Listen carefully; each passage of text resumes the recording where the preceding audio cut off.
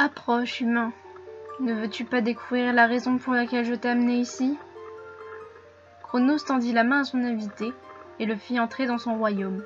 C'était à peine un terrain. En fait, cela ressemblait à une immense étendue de blanc. Les deux êtres avançaient dans cette plaine immaculée, jusqu'à ce que le dieu décide de s'arrêter et de faire apparaître une sorte d'écran. Mais avant tout, il faut que tu comprennes. Commençons par le début de l'histoire. Avec une expression mélancolique, il fixa ses yeux sur l'écran. Une image apparut et une scène commença à se dérouler devant eux. Sorey, tu es le pire acteur que le monde ait connu! Heureusement que le grand chevalier de Rolance était aussi naïf, sinon leur aventure se serait terminée bien plus tôt que prévu. Le jeune Séraphin se déplaçait dans la pièce en soupirant, tandis que le berger, assis sur le lit, tentait tant bien que mal de se défendre.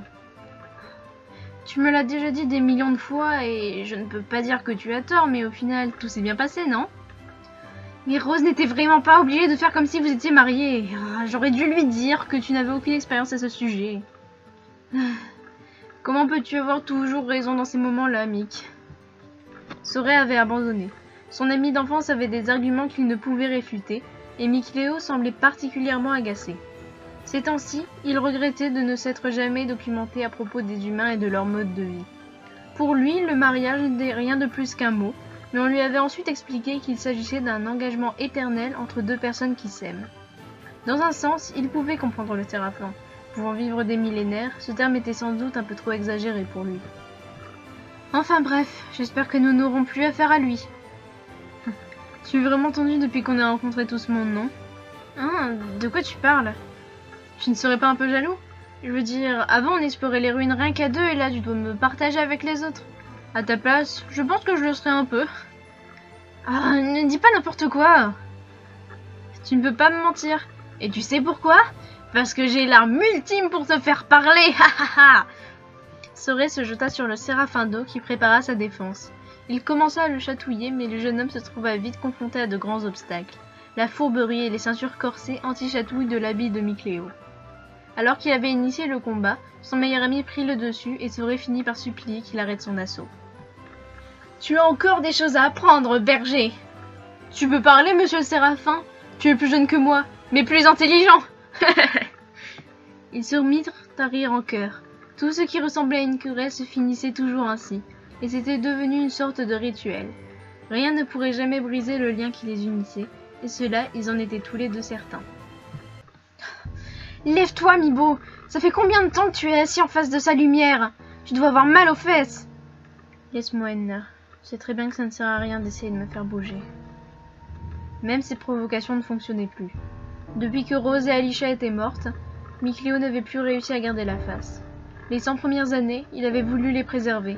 Elles devaient vivre leur vie sans avoir à s'occuper d'un Séraphin ayant perdu tout espoir. Il lui en voulait tellement. Il ne lui avait pas fait ses adieux. Il n'avait pas annoncé qu'il se sacrifierait pour cette maudite planète. Lui et son complexe de héros l'énervaient vraiment parfois. Mikleo avait encore tellement de choses à lui dire, mais il n'en aurait jamais l'occasion. Et même avec toutes ces raisons, il ne pouvait s'empêcher de penser à lui chaque seconde, de chaque minute, de chaque heure, de chaque jour. Il lui manquait un peu plus souvent, et un peu trop chaque jour. Ses amis Séraphins avaient bien essayé de l'aider, de le raisonner. Il devait réussir à reprendre sa vie sans Sorey, mais au fil du temps, ils l'abandonnèrent. Plus ils essayaient, plus Mikleo s'enfonçait dans sa dépression. Seule Edna n'avait pas perdu l'espoir d'aider son souffre-douleur. Même si elle semblait insensible, elle connaissait trop bien son sentiment pour le laisser se morfondre. Parfois, elle lui rendait visite, ils parlaient pendant plusieurs heures et il semblait aller mieux. Mais à chaque fois qu'elle revenait, son état était le même. Tu me dis ça à chaque fois et je reviens à chaque fois. Donc si on pouvait passer cette petite introduction pour cette fois, tu me ferais un cadeau. Je me fiche de ça, laisse-moi. C'est comme ça que tu traites la délicate demoiselle que je suis? Très bien, tu l'auras voulu. Elle utilisa la force du géant pour bousculer le Séraphin. Celui-ci afficha enfin une expression différente, ce qui rassura Edna. C'est pas trop tôt. Bon, vas-y, parle. Raconte-moi comment tu as fait pour vivre avec la transformation de ton frère. Dis-moi comment tu as vécu des millénaires sur cette montagne, toute seule. Aujourd'hui, ça fait 1000 ans que Sorey est parti, et je pense que tu voulais dire mort à la place de parti. C'est vraiment ce que tu penses? Au fond de toi, est-ce que tu crois vraiment que Sorey est mort? Toi qui passes toute la journée à veiller auprès de sa lumière, dans l'espoir qu'un jour il te revienne, tu penses qu'il t'a quitté pour de bon? Tu es vraiment désespérant, Mibo. Si elle était aussi dure avec lui, c'est parce qu'elle faisait tout pour le faire réagir. Peu importe qu'il la déteste, la solitude n'avait jamais rien de bon. Et pour une des premières fois, Mikleo lança une harpe pour repousser Edna. Si je reste près de sa lumière, c'est parce que c'est la seule chose qui me reste de lui. Ça et des souvenirs. Mais pour moi, ce n'est pas assez. Bien sûr que j'aimerais qu'il revienne, mais accepte la vérité, toi qui connais ce sentiment. Il était humain et il s'est sacrifié. Il est mort. Mort. Tu as de la chance de me faire pitié. Tu vas te calmer et tu vas m'écouter en silence, compris? Il était ton meilleur ami et tu as des sentiments encore plus forts pour lui, je me trompe? Quand il était encore là, tu as eu foi en lui comme nous tous. Tu aurais pu rester à Elysia au lieu de le suivre, alors que tu savais très bien que personne ne te verrait à part lui. Mais tu ne l'as pas fait. Tu l'as cru et supporté, et vous avez sauvé le monde. La tâche la plus dangereuse lui a été assignée quand il est devenu berger, et tu as décidé de croire en lui. Je me fiche éperdument du monde. Il n'a fait que me l'enlever. Et de toute façon, la foi est juste quelque chose de stupide pour justifier certains choix. Tu te tais, j'ai dit. Tu as une foi sans faille tout le long de sa vie et tu voudrais arrêter de le croire maintenant. S'il ne t'a pas dit adieu, tu ne penses pas que c'est pour une raison? Il va revenir, tu m'entends? Il va revenir. Cette lumière en est bien la preuve, bon sang. S'il était bien mort, sa lumière se serait éteinte. Alors maintenant, tu te reprends en main, tu fais ce que tu veux, va explorer des ruines, écris des livres d'histoire, mais tu gardes cet espoir. Je n'ai pas eu cette chance, mais toi tu l'as, alors ne la cache pas, c'est compris? Les mots du séraphin de terre résonnèrent dans la tête de Mikleo. D'un coup, il prit conscience qu'elle avait raison. Pourquoi avait-il été si bête? Tout ce qui lui manquait, c'était qu'on lui fasse prendre conscience de ce qu'il avait toujours su. Sorey était vivant. Il remercia Edna en s'excusant de ce qu'il avait fait et se précipita alors vers la lumière. Sorey, Edna a finalement réussi à me faire comprendre que tu reviendras un jour. Même si je dois ressentir cette solitude pour plusieurs millénaires, je te jure que je t'attendrai, aussi longtemps qu'il le faut. Il entra dans le temple de l'épreuve de l'eau comme s'il était sa maison. Mikleo se sentait chez lui. Après tout, il était dans son élément, dans le sens littéral du terme. Il avança avec confiance jusqu'à l'autel central. Il avait fait beaucoup de recherches et il était certain que cette pierre avait une utilité spéciale. Avec une petite hésitation, il toucha le joyau bleu et se demanda si quelque chose allait se passer. À sa grande surprise, rien ne se produisit. Jusqu'à ce que... Le sol se déroba sous ses pieds, et il n'avait pas son bâton en main pour invoquer une bulle qui adoucirait sa chute. Il ferma les yeux, attendant le choc contre le sol, mais une main le rattrapa. Il rouvrit ses paupières pour voir une silhouette familière. Il le remonta, et Mikleo, en larmes, le serra dans ses bras. En passant sa main dans ses cheveux, il s'étonna de voir que tout comme lui, il avait une queue de cheval, avec la différence que la sienne était plus bouclée. Si cela ne tenait qu'à lui, il n'aurait jamais relâché son emprise. « Je suis de retour, Mick. » Il le regarda de la tête aux pieds. Lui aussi faisait maintenant plus adulte, mais son expression était toujours enfantine, et ses yeux verts brillaient du même éclat d'il y a 3000 ans. Les yeux de Mikleo étaient inondés de larmes de joie, et il avait tellement de choses à dire qu'il bafouillait. Sorey s'en amusa et lui laissa le temps de se calmer. « Sorey, je n'ai pas de mots pour exprimer à quel point je... » Ne t'en fais pas. Je sais très bien ce que tu ressens. Nous avons été confrontés à une solitude plus que supportable. Et pourtant, je t'ai vu retrouver espoir. Tu ne pouvais pas savoir à quel point ça m'a fait plaisir. Tu veux dire que tu me voyais? En tout cas, tu peux dire merci à Edna. C'est grâce à elle que j'ai réussi à me sortir de cet état. Mais donc, tu as entendu nos conversations? Oui, et à ce propos...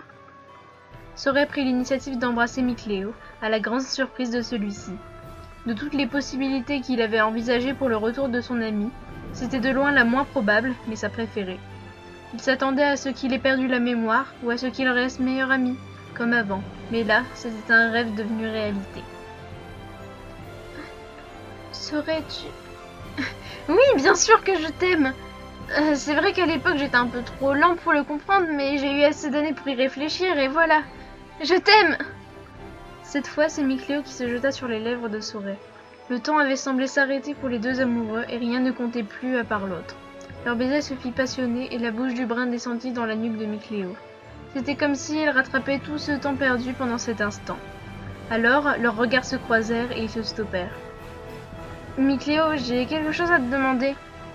Est-ce que tu veux te marier avec moi ?» Tu es le seul et l'unique avec qui je veux passer ma vie. Bien sûr. Je t'aime plus que tout au monde et je suis prêt à rester avec toi toute l'éternité.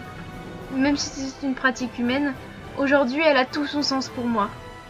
Tous les séraphins s'étaient battus pour empêcher la malveillance de prendre trop d'importance et de détruire le monde.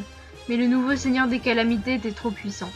Nombre d'entre eux étaient morts, et même les 4 seigneurs s'étaient déjà transformés en dragons. Le nouveau berger avait été tué, laissant sa femme et son enfant avec pour seule protection les derniers séraphins en état de se battre. Alors que Sorey avait mis fin à l'ère du chaos 5000 ans plus tard, une nouvelle avait vu le jour, plus puissante que jamais. Il n'avait jamais pu parler avec celui responsable de toute cette malveillance. Il ne s'était jamais montré en personne, bien plus malin et fourbe qu'Aldaf, qui n'aspirait qu'à être sauvé. Les derniers à pouvoir empêcher un désastre se tenaient devant l'entrée d'Elydia, dernier rempart contre leur ennemi inconnu. Layla s'occupait de mettre à l'abri les quelques humains venus se réfugier chez eux, pendant que Zavid essayait de lire le vent pour prévenir l'arrivée du Seigneur. Ce sera notre dernière bataille. Tenez-vous prêts. Je le suis plus que jamais. Il va payer pour la mort d'Enna et nous allons retrouver le monde tel que tu nous l'as laissé la dernière fois. Tu es bien formel avec moi, tu me parles comme si j'étais le séraphin de lumière tout puissant. Ah, tu ne changeras jamais. Nautilus a quand même légué sa place, ce n'est pas rien. Et avec ce pouvoir, je suis certain que nous arriverons à le repousser. Ensemble. Bien dit. Les 4 séraphins s'élancèrent vers leur ennemi. S'ils perdaient, le monde absorberait toute cette malveillance et peu survivrait. Ce serait le début d'une nouvelle ère, mais ce ne serait pas pour le meilleur. Nous brûlés! Sorey et Micléo s'armatisèrent et tous commencèrent à attaquer. Zavid, toujours aussi inconscient, se précipita vers le Seigneur des Calamités. Il n'avait pas prévu qu'il soit entouré d'autant de Hélions. Il arrivait à compenser l'infériorité numérique par sa puissance, mais bientôt il n'arriva plus à se défendre. La pire chose arriva. Le Seigneur des Calamités lança une attaque sur Zavid alors qu'il était retourné, et il la prit de plein fouet. Il commença à se métamorphoser, et en quelques secondes, il était devenu un immense dragon. Zavid, non. Layla, ne regarde pas ailleurs! Mais c'était trop tard. Elle aussi se transforma peu à peu. Il ne restait à présent plus que 2. Maintenant, il va falloir tout miser dans une dernière attaque. C'est la seule option qu'il nous reste. Mon arc est-elle les cieux? Que mon vortex se t'avale! À quoi limite? Une flèche d'eau immense se dirigea vers le Seigneur des Calamités. Rien ne semblait pouvoir arrêter sa course et en effet, elle se fraya un chemin à travers les Hélions jusqu'à arriver à sa cible. Mais le nouveau Seigneur renvoya leur plus puissante attaque et Sorey fut frappé par ce concentré de malveillance. Son cri de souffrance déchira le ciel. Étant le séraphin de lumière, il était particulièrement vulnérable. L'armature se désactiva, ou plus exactement, Micléo fut repoussé par Sorey. « Excuse-moi. » Ce furent ses derniers mots, avant qu'il ne finisse sa transformation. Comme Maotellus avant lui, Sorey se transforma en un dragon immense, plus puissant que tout. Quant à Micléo, il avait été touché par la malveillance, mais Sorey en avait absorbé la majorité, et sa métamorphose ne s'était pas faite en entier. Il regarda ses amis.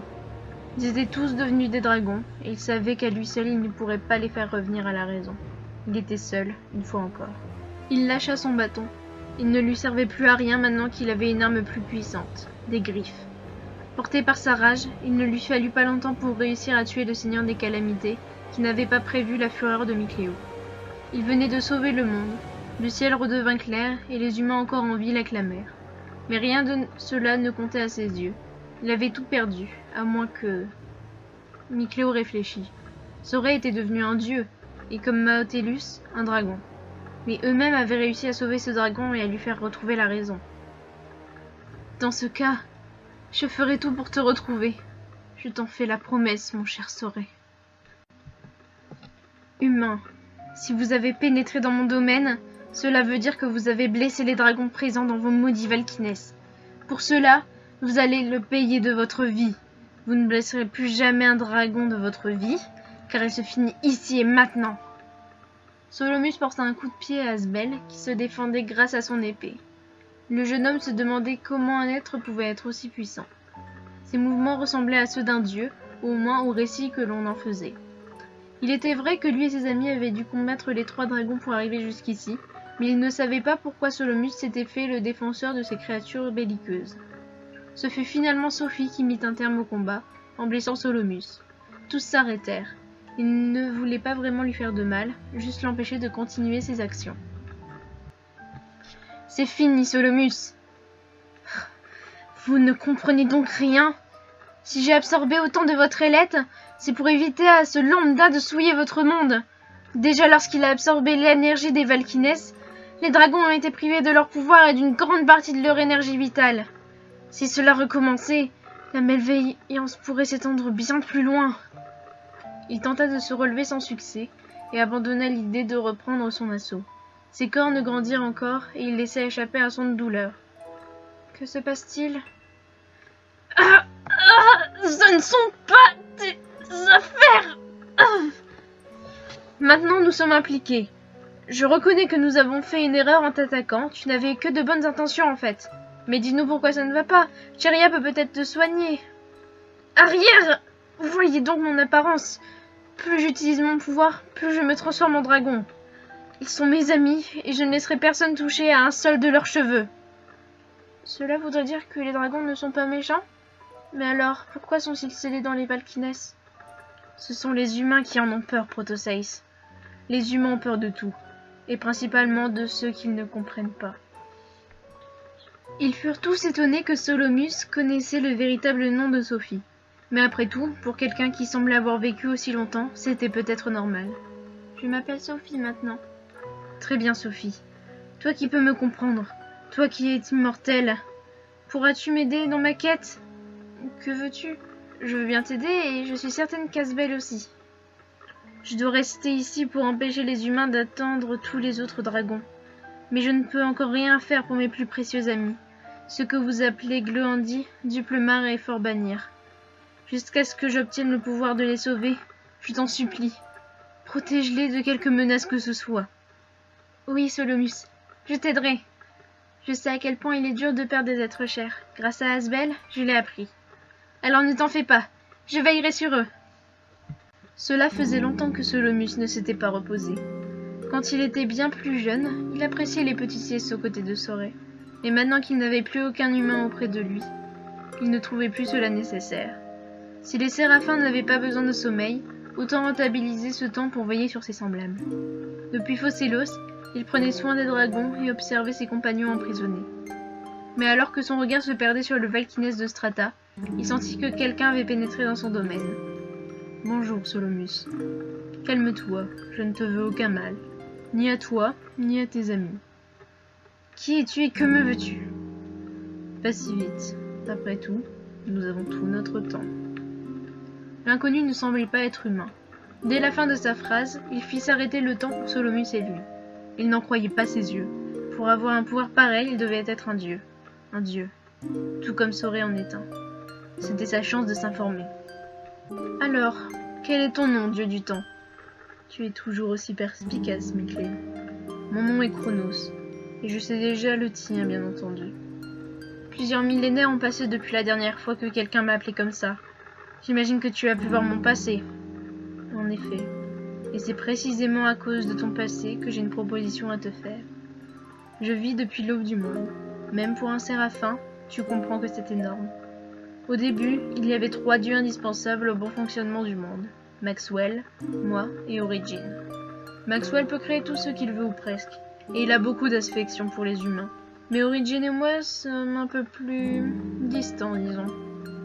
Origine n'a pas vraiment d'avis sur la question, et pourtant il s'occupe de la réincarnation des âmes et de la purification du monde. On peut dire que c'est un véritable altruiste. Pour ma part, j'ai toujours détesté ces créatures qui ne font rien d'autre que faire souffrir Origine en lui demandant de travailler en permanence. Ils sont égoïstes. Mais il arrive parfois que des humains totalement désintéressés naissent. Tu les connais sous le nom de bergers. Et il se peut qu'Origine décide parfois de léguer sa mission à un de ces bergers. Pour faire simple, il se réincarne. Ton cher Sorey a pris la place de Maotelus, qui a pris la place d'Origine. Merci pour ce cours d'histoire, je ne connaissais pas tout. Mais explique ce que tu veux de moi. C'est simple. Je veux te léguer mon devoir.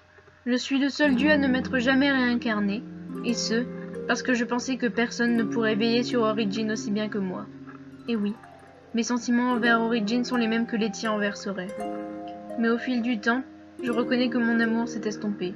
C'est pour cela que je suis venue te trouver. Je connais ta dévotion et ta passion pour Sorey. Tu ne souhaites que son bien, et tu ferais n'importe quoi pour lui, même si tu dois vivre dans la solitude éternellement.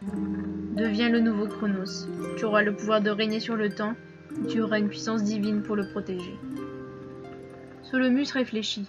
Si un dieu était venu le chercher pour lui demander quelque chose de si important, il ne pouvait que le croire. Et sa proposition était très tentante. En devenant le dieu du temps, il pourrait revivre ses souvenirs comme s'ils étaient réels. Il pourrait peut-être même changer des choses pour ne pas arriver à ce présent. Et il pourrait protéger Sorey sans avoir peur de quiconque. Il n'aurait même plus besoin de Sophie, car il serait partout à tout instant. Après un instant de réflexion, il prit sa décision. J'accepte avec joie, Chronos. Je peux t'assurer que Sorey, ou Origin, sera protégé de tout ce qui peut lui être nocif. Merci. Puisses-tu reposer en paix après ceci. Chronos, pour une des rares fois dans sa longue vie, sourit. Il commença à transformer Solomus pour qu'il ait une apparence ressemblant à la sienne et finit par lui transmettre ses pouvoirs. À présent, Micléo, Solomus, ses noms étaient du passé. Il était devenu Chronos, dieu tout-puissant du temps.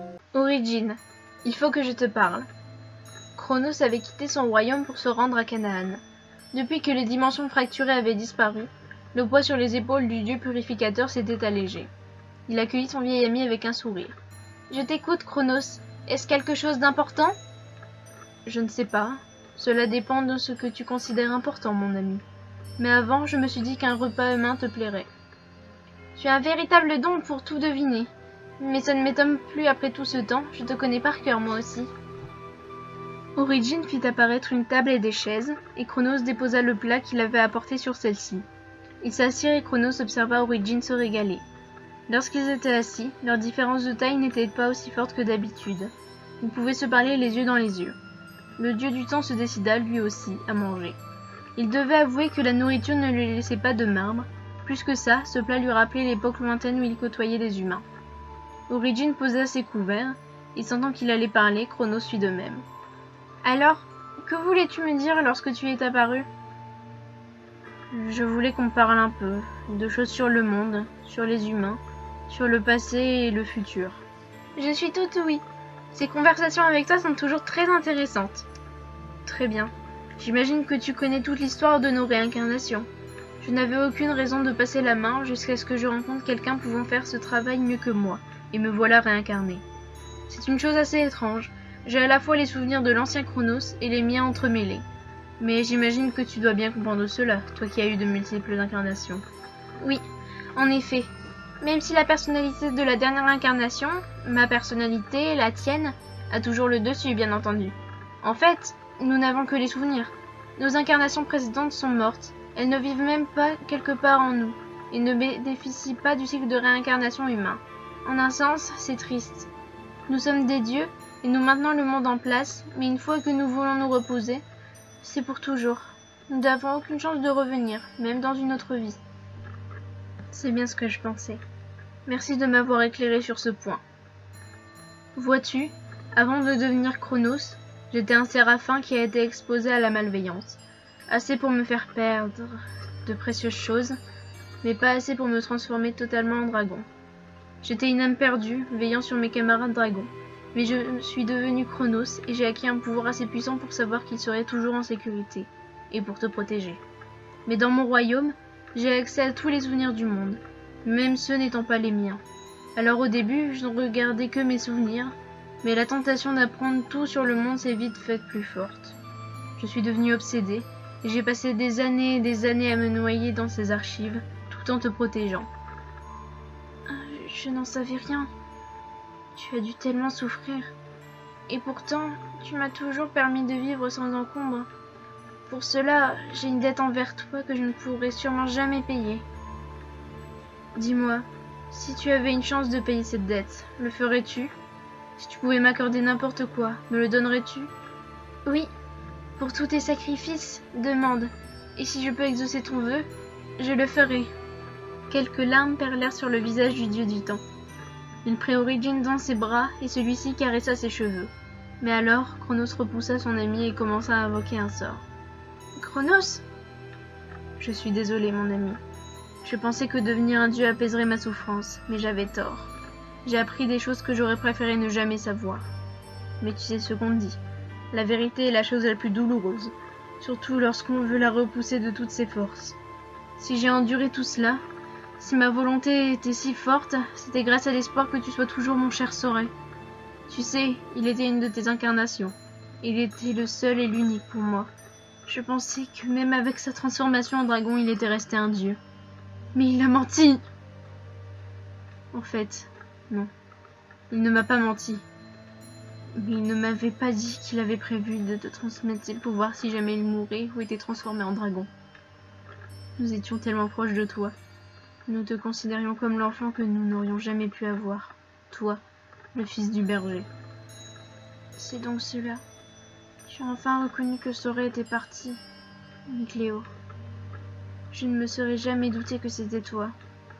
Pour moi, vous étiez comme mes parents, même si j'en ai très peu de souvenirs. Je devine maintenant que tu me fais tes adieux. Je ne t'empêcherai pas de faire cela. Toute cette souffrance, c'est quelque chose que je n'ai pas connu et que je ne peux pas comprendre comme toi. Alors, vas-y, Cléo. Un sourire tendre se dessina sur le visage d'Origine alors que Cléo finissait son incantation avec peine. Au fond de lui, il savait qu'il regrettait tout ce qu'il avait fait, mais désormais plus rien n'importait. De toute façon, il avait déjà tout perdu. Alors s'il disparaissait aussi, cela ne ferait qu'apaiser sa souffrance.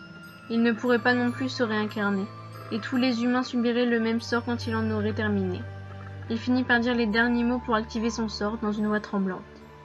Je te frapperai.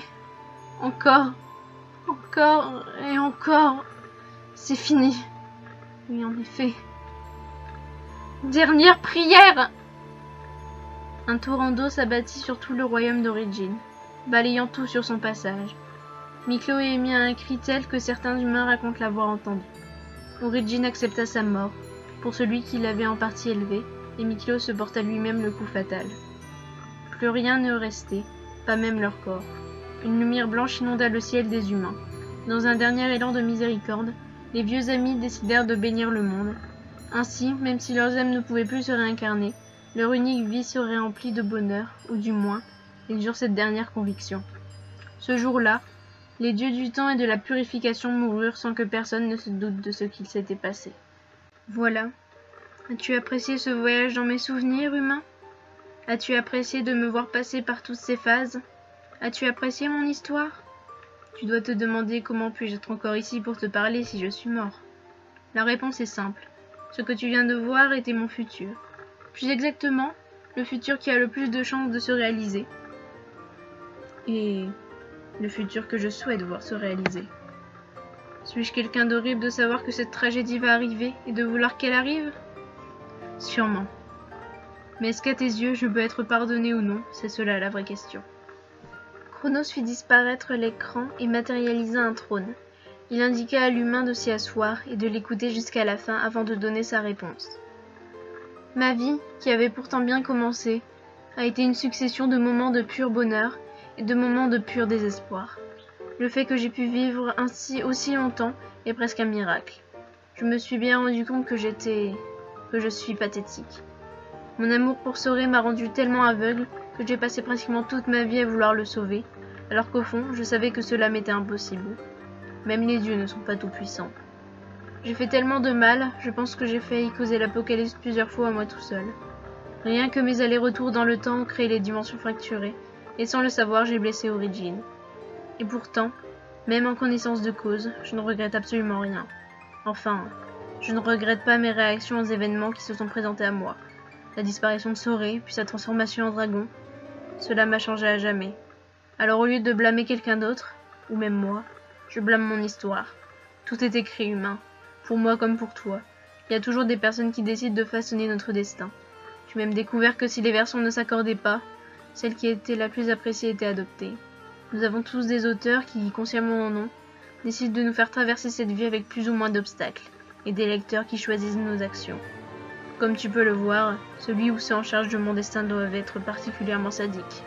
Alors que Chronos avait toujours gardé sa posture droite et sa voix digne, il s'effondra. Et comme s'il n'était qu'un esclave, il rampa jusqu'au trône. Son apparence changea, passant de celle de Chronos à celle de Solomus, puis à son apparence originelle. Sa voix était empreinte de rage et de désespoir. Il ne semblait plus répondre à aucune logique. « Tu vois ce que je suis maintenant? Un dieu? Regarde-moi bien dans les yeux. Je ne suis plus rien. Je ne peux même pas prétendre être un homme. Tout ce que je suis, c'est une vieille horloge qu'on aurait cassée, puis réparée, puis cassée une nouvelle fois avec plus de cruauté. Alors, je t'en supplie, réponds-moi! Est-ce que je peux être pardonnée? Est-ce que moi aussi j'ai le droit d'avoir une fin heureuse? Est-ce que ça aurait pu être heureux? Personne ne pourra jamais le tuer, pas même moi. Il vivra dans une solitude éternelle, même s'il ne s'en rend pas compte sous sa forme de dragon. Maintenant que je suis à genoux devant toi, simple mortel, accède à ma demande. Réécris toute mon histoire ou fais-moi disparaître. Fais disparaître toutes les preuves de mon existence, ou même de celle de mon monde. Si nous ne pouvons jamais être heureux, il est inutile de vivre dans la souffrance pour toujours. Je ne veux pas blesser Origin. Pourtant, je vais le faire. Parce qu'une partie de moi le veut. Mais notre bénédiction ne durera pas jusqu'à la fin des temps.